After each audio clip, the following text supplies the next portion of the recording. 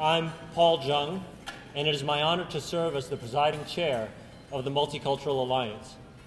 I'd like to offer my gratitude to all of you here tonight and thank you for your generosity in support of the Multicultural Alliance. Tonight, we celebrate this dynamic organization. We remain committed to the important issues of inclusion, diversity, and respecting differences every day, but especially this evening, as we honor one of our own, John Avila, and we welcome our featured speaker, Henry Cisneros. I also want to acknowledge the leadership team of Cheryl Kimberling and Adina Citron Walker, not only for all the work they put into this beautiful evening, but for their daily commitment of fulfilling our mission in our community. Their work is enhanced and supported by the board members of the Multicultural Alliance. I have the privilege of serving with 33 community-minded individuals who hold dear the importance of building inclusive communities. I'd like to ask my colleagues who serve on the board of the Multicultural Alliance to please stand. In researching our history from last year's dinner, we learned that our first dinner was held in 1952, and it was held in the Crystal Ballroom of the Hotel Texas. A single ticket price was $25. Just think, in 61 years, we've only added a zero to the ticket price. So I would like to sincerely thank everyone in attendance, and especially our table sponsors. A list of the sponsors is located in your program. Please join me in giving them a heartfelt applause for not only their generosity this evening, but for also supporting the work of the Multicultural Alliance. I would also like to recognize our past honorees who are with us tonight. Please stand and remain standing as I call your name. Rosalind Rosenthal, Len Roberts. The first organization to be honored, North Texas Lead. If your company is a member of North Texas Lead, please stand. And of course, last year's honoree, Rabbi Ralph Mecklenburger. What a joy it is for the Multicultural Alliance to welcome Henry Cisneros as our featured speaker. It is indeed our privilege to hear from someone who believes in our mission and our work. Your dinner program provides a version of Mr. Cisneros' career path, not only as a public servant and businessman, but as an advocate for social engagement. Henry Cisneros is a man for all seasons. He started out in academic life and received his PhD from George Washington University in public administration and his master's degree in urban planning. He also went on to become a city council member and then mayor of San Antonio. He later served and was chosen by President Clinton as Secretary of the Office of Housing and Urban Development. Currently, he's an entrepreneur putting together housing and infrastructure and other components that make cities work. We welcome Henry Cisneros. Paul, thank you very much. Thank you for your kind words of introduction. Thank you for the invitation. Mostly thank you for your good work. To be president of the board of the Multicultural Alliance is an important responsibility in this community. Marvin Gerard, Mr. Chairman of the dinner, thank you very much. Dr. Cheryl Kimberling, President, thank you for your help with all of the logistics of being able to be here. And friends of the Multicultural Alliance, all in all, thank you for inviting me. It's a special treat to be introduced by Carl for a lot of reasons, but one of them is he actually pronounced my name correctly. I am grateful for that. My name is Cisneros in Spanish, if you can roll the R's. If not, I'll accept the English pronunciation Cisneros. But please, not the things that I have been called as I have been introduced. I was once introduced as Henry Cisnerosis. It's not that difficult. On another occasion, actually it was in San Antonio. It was a Monday morning and I was mayor and I had to go over and welcome conventions, as I did 3 or 4 times a week, convention center. This group was a group of doctors, and they must have been involved in medical symposia all weekend long, because when Monday morning came and it came time to introduce the host mayor, the master of ceremonies had a very awkward time. I could tell he was having trouble because it's very difficult to get through an entire introduction and never mention a person's name. He managed to do it until the moment of truth. He could put it off no longer. He said, "Ladies and gentlemen, please welcome Mayor Sclerosis." So after you've been introduced to a group of doctors as a disease, you think maybe it doesn't get any worse, but there is one worse. When I was secretary, I had to deliver what they call the State of the Cities message at the National Press Club once a year, and it was carried by C-SPAN. So people would call in over the course of the day after they saw the C-SPAN coverage. A lady called in and spoke to my assistant, and she said, "I want to take issue with something the secretary said, but I don't think I can pronounce his name." And then I think she had a moment of like ethnic inspiration, because she said, his name was something like Cheese Nachos. So, Carl, I'm grateful to you for the hard work. Paul, the hard work that went into getting it right. Thank you. It's a wonderful thing to see a gathering of community builders, people who respect each other and know the importance of working together to build a better, and as Paul said, more inclusive Fort Worth. It strikes me that there are, at least for me, 3 dimensions that make this a special evening. One of them is the city of Fort Worth itself. I've had the great good fortune over my career as a city council member and mayor and involved with the League of Cities, and then later as HUD secretary to spend a good deal of time in Fort Worth. I remember one year when I was mayor and saw a survey of the cities of Texas ranked in terms of quality of life, best neighborhoods. And I opened the page of that report assuming that Austin would be listed as the city with the best neighborhoods, but it was Fort Worth. It didn't surprise me in the years that followed as I came to understand the quality of life here. I've had the good fortune to work with mayors like Bob Boland, who I understand may be here tonight. Is that right? Is Bob Boland in the audience? Kay Granger, Mayor Barr, Mayor Moncrief, and today had the opportunity to compare notes with Mayor Betsy Price. This is a city that understands the fundamental equation of how we make progress in our society, which is jobs to create economic opportunity. You have an economic juggernaut here in terms of the new industries and the growth of existing businesses, and then opportunities to create openings for everyone in the community through education, through training, through programs that create a sense of inclusiveness. So I commend you for the civic spiritedness that brings you here together to create a stronger Fort Worth. But the second dimension of this evening that makes it so special is the honoree, John Avila, who is the 61st Multicultural Alliance Award recipient. That is to say, 61 years of a concept of bringing the community together. And you've chosen well over the years, and you've certainly chosen well this year. John is a native of San Antonio who went to the parochial schools there and then entered the U.S. Army at age 17, where he ended up in Vietnam and served as an advisor to the Republic of Vietnam forces.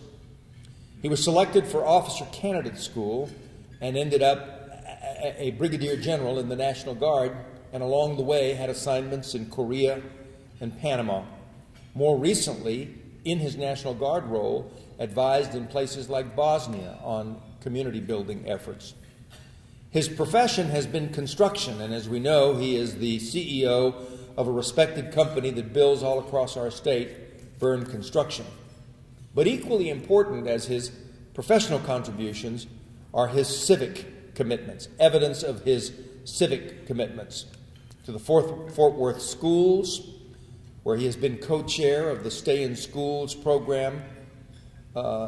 He has served as a mayor's appointee, as chairman of the Fort Worth Partnership for Community Development, and served 4 terms as chair of the Fort Worth Hispanic Chamber of Commerce. That's a major accomplishment because chairs usually serve a year. Maybe you can extend it and encourage someone to serve for 2 years, but 4 years working on things like opening up opportunity for small business, that is a major commitment.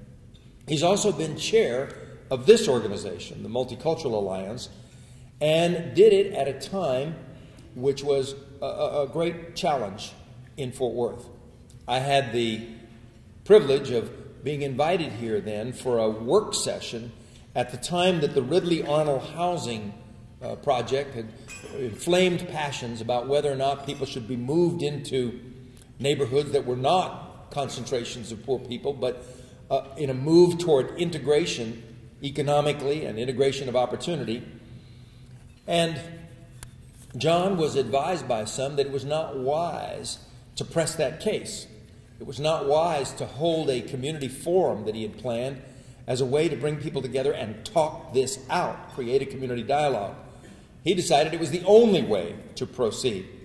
And the result was that that boil was lanced. The project went forward. It's proven to be a very successful model for how to move people into areas of opportunity and show that people can live together. Today, all across our country, we know that concentrating the poorest of the poor in one place is not the way to create a sense of social movement. That we can make great progress by allowing people to live where they can learn from role models. And that commitment here in Fort Worth at a very difficult time proved the case here. So clearly a second dimension of my privilege in being here this evening is to be able to honor John Avila. We will honor him in a moment, but please join me in just congratulating him for the recognition that comes his way. Felicidades.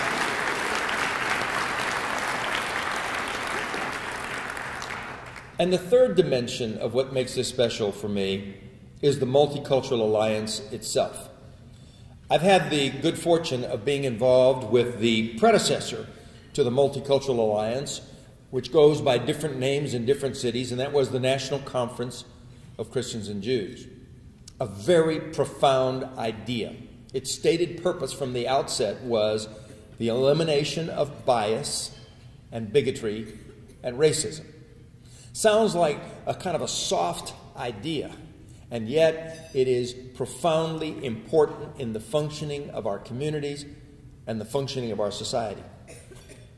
We know that cities have to have venues, places, leaders, people who will call us to important ideals, as distant as they may seem from the everyday business of our professions or our politics. Somewhere there needs to be the glue of discourse and dialogue, these high ideals. In Atlanta, at a time when the racial divide was at its deepest, during the height of the Civil War, of the Civil Rights movement, you'll recall that the then Lieutenant Governor of the state, Lester Maddox, stood at the entrance to his restaurant holding an axe handle. I remember the national news clips on a Sunday evening that captured that image of Lester Maddox standing in the doorway, basically daring anyone to integrate that restaurant. Well, the leaders of Atlanta knew that that would not be the functioning model for the future of Atlanta, even though the Lieutenant Governor was leading that side. And so they started a series of discussions, of dialogues, brown bag lunches, in which the African American leaders of the major churches came together every Thursday at lunch, literally brown bags, with leaders of the business community. Men like Ivan Allen, who later became the mayor of Atlanta. He had an office equipment store in downtown Atlanta. A wonderful human being, believer in kind of crossing the racial divide. And they coined a phrase. And the phrase was, Atlanta, a city too busy to hate. And they created an economic juggernaut that resulted in the airport, which has marked it as a hub, much as DFW is, for international flights. And the result was that by 1996, Atlanta, that city of the American South in the heart of Georgia, hosted the Global Olympics. And so many other accomplishments. I was there last evening for a meeting of Habitat. I serve on the board of Habitat. And this morning's newspaper had the story of a company called Baxter International locating 1,000 jobs in Atlanta. That's not an unusual story for global companies to be locating there, because that city transformed itself from a place in which hatefulness and bitterness, racial divide was the order of the day, to a place too busy to hate. That sense of creating the safe space where people can talk about what it takes to move the city forward is what the Multicultural Alliance represents. And you're fortunate to have someone like Cheryl Kimberling, who brings exactly the right values, having been trained at Southwestern Institute of Theology, as well as in academia, for this job. Cheryl, congratulations on your leadership of this important institution. So we have to think about these things as serious. This is the serious business of a city. It's not a sidelight. It's not something we do peripherally. It is at the core. And it's not something that ought to wait until after things have gone too far, as Los Angeles had to do after the riots in 1992. I was there the second night of the riots. Mayor Bradley had called me out to help persuade the Latino community that it shouldn't become involved in the riots, which at that point were in South Central Los Angeles. And you remember Rodney King's words, "Why can't we just get along?" Well, we've got to have places to think about those things before they denigrate to that level. And this notion of creating a venue or a safe place where people can consider that soft notion of how we get along is critically important in the building of a great city. One of my very favorite quotations in American public life is an utterance from Senator Robert Kennedy. In fact, I found it in a paragraph of his in a book entitled "To Seek a Newer World." And it's become for me kind of the guiding principle of my public work. In fact, I have it framed and it sits on my desk now for 25 years. This is what Senator Kennedy said. To me, it's kind of captures it all at once, the optimism, determination of who we are as Americans, but also our commitment to work. Here's what he said.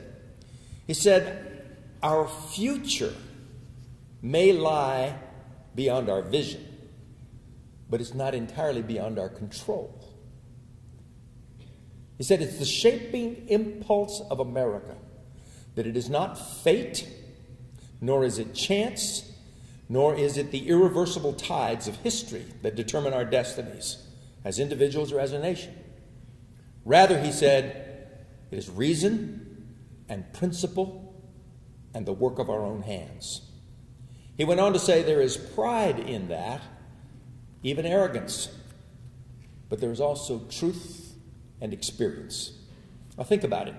It's not fate, it's not chance, it's not a history that's already been written, it's not a random toss of the dice. We don't believe that as Americans. It's reason, what we know. It's principle, ideals we believe in deeply. And finally, it's the work of our own hands, our willingness to work. And I think those concepts apply very precisely to the work of the Multicultural Alliance. And let me begin to wind down here by just explaining what I mean. First, it is reason. We know that we have to work together. We know that in a city, we're all in the same boat. We know that if your end of the boat springs a leak, I have an interest in helping you fix it, because you may be wet, but I'm going to be in the water just a few seconds after you. We're all in this together. We're in the same boat. And that applies to jobs, and it applies to neighborhoods, and it applies to education. It applies to all of the things that make a city function. We need different kinds of housing for different levels of the workforce. We need schools that work. We need a range of job opportunities for people who have college educations, as well as those who provide the necessary work at other levels. And with the demographic changes that are working in our society, this is more important than ever. Some people, I suspect, believe that the demographic changes are a bad thing somehow. But let me tell you, the demography of change, of minority increases in the United States, will be one of the salvations of this country, of immigrants and new populations with families who bring young energies to the workforce. The alternative is to experience what Japan or Spain or some of the other northern European countries are experiencing and will experience, which is declines in population. Japan is now officially reducing in size because it is not a country with an immigrant tradition, and because its population is growing dramatically older. Spain is not only going to reduce in size, but at the present birth rate in Spain, it will be half its size over the course of the next 100 years. This is dramatic change. The United States has many issues, many problems, but our growth is not one of them because we have a young population, only it's a different population. Different voices, different last names, different skin color, different accents, different musical tastes, different neighborhoods. And yet we've got to find a way to make Americans out of those new people and give them the opportunities. They come here to work. They come here to sacrifice. We've got to find a way to make the American model continue to work. So we know these are things we have to do. We're also committed to principles. Principles like tolerance and mutual respect and the value of each person and faith in humanity. And we have to be very careful not to allow the speed of life as it exists today to generate qualities of callousness that make us think about other people in hostile ways, engage in national debates that are so painful. This debate going on as to Florida's stand your ground law and the killing of this young man, Trayvon Martin. The act is serious enough, but the nature of the callous discourse about it is what's painful. Tulsa, a few weekends ago, a fellow starts killing people randomly. They all just happen to be African Americans. A hate crime. We've allowed a callousness to enter our discourse, and what is transformed from our discourse to actions requires that smart people, brave people stand up and say, this is not the way it should be. We need to be talking about how we can support each other. We need to be talking about how we create a real sense of community.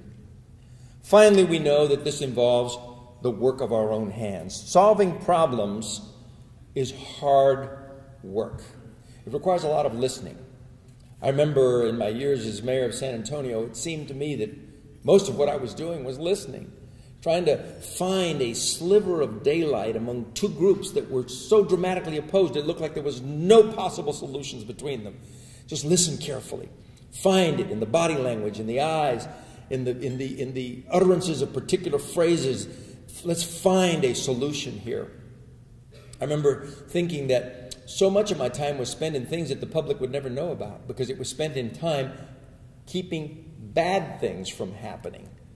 Attending a meeting for 2 hours on a Saturday afternoon so that somebody wouldn't do damage and trying to cool it off and find the common ground. All of these things are important in a society that is as diverse as ours. These are important values. So it is, in the final analysis, reason and principle and the work of our own hands, the business that we're about.